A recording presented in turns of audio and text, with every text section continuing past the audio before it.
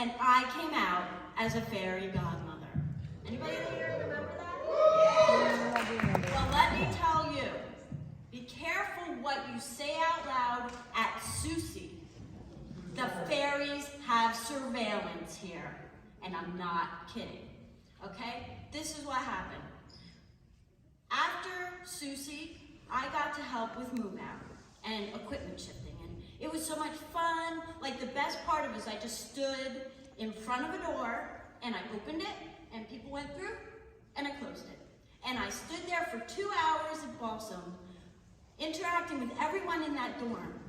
I got to open the doors, they said thank you, I wish them a happy trip, and I did that for like over 2 hours. And it was just like the best vibe ever.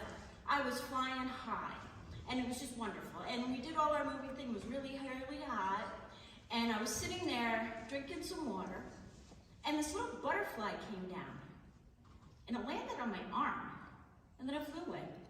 And it landed on my arm, and it flew away. For like 15 minutes, this one little thing kept like crawling on me. And it seemed kind of weird, and I didn't really make too much of it, but I'm like, wow, this is strange. So then I go home, and you know, I take videos of nature, because that's what fairies do. We like nature, we get all excited about it, and we take pictures.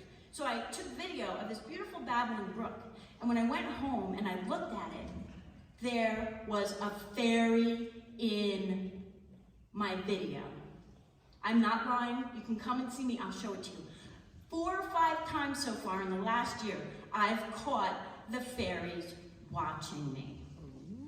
It's kind of weird, but there's a lot of benefits to that. They're there to help me help other people. Here's another fun example. I had a good friend, we were talking on the phone, and because of where I was living at the time, I didn't have a lot of privacy, so I sat in my car and charged my phone on aux to talk to this person, and it was a pretty big problem, so it took a couple hours, didn't think anything of it, went home, went to sleep, whatever. Went to start my car the next day, and I had run out my battery. And I am a chicken about jump-starting cars.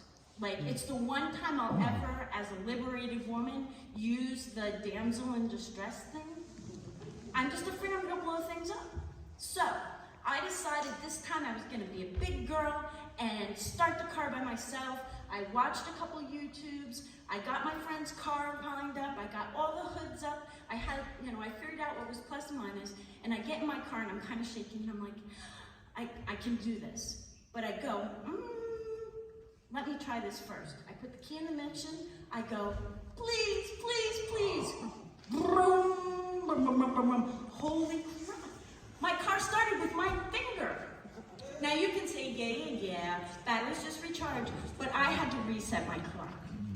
It's miraculous. Here's another situation that happened to me. I was in California for a business trip, and I was going for a rental car at the airport, and it was a really hard day, long personal history stuff, and I'm sitting there, and I'm noodling with my phone to get the reservation up on my phone. I have no service. I keep trying, no service. I start the phone again, no service, no service. And while I'm noodling with this phone, kind of irritated, but whatever, I see this little old man get let out by the airport staff in a wheelchair, and they hand him a little cane, and he had to be in his 80s, and they deposit him on the bench next to me.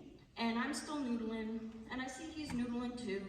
And then I see his cane is about 4 feet away from where he's sitting, and I'm like, oh, that's gonna be a pain in the ass.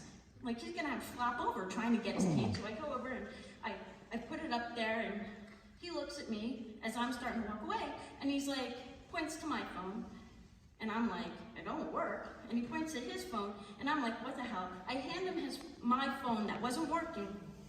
All of a sudden, it works for him.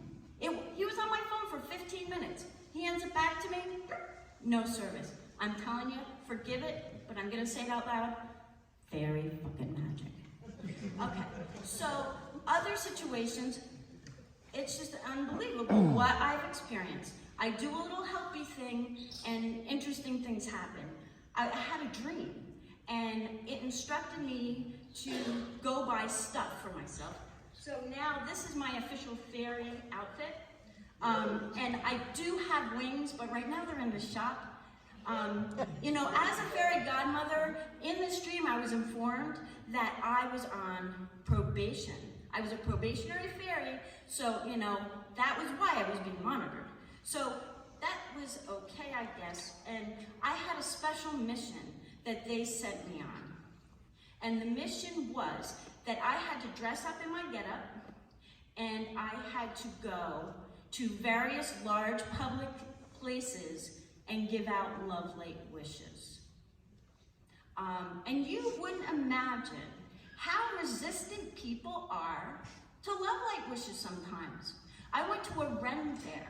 You would think that that would be a really friendly place to dress up funny and pretend you're somewhere else, right? So I go there and I offer them to people, and little kids thought it was really cool. But there were other people who were like really suspicious, especially people that looked really well dressed in weird garb. And I was like, well, what's wrong? And they're like, have you ever read anything about fairies? They're really not very nice. And I was like, oh, well, you know what? I'm a fairy godmother. Doesn't that count for something? And I guess maybe it didn't as much as I thought. So one of the things about going and talking to people was when I did connect to people, it was really a lot of fun and beautiful. And I would like to share with you how I gave a love light wish, for perhaps you would like one too. So this is what I did. I would offer, hey, would you like a love light wish? And then I'd explain that a love light wish is anything you want it to be, as long as it's fairly good. And then people would kind of nod their head. And then I'd say, okay, but wait, here are the stipulations. Here's a little trinket, a little gem that I offered them. And then I said, you can have this love light wish if you put it under your pillow.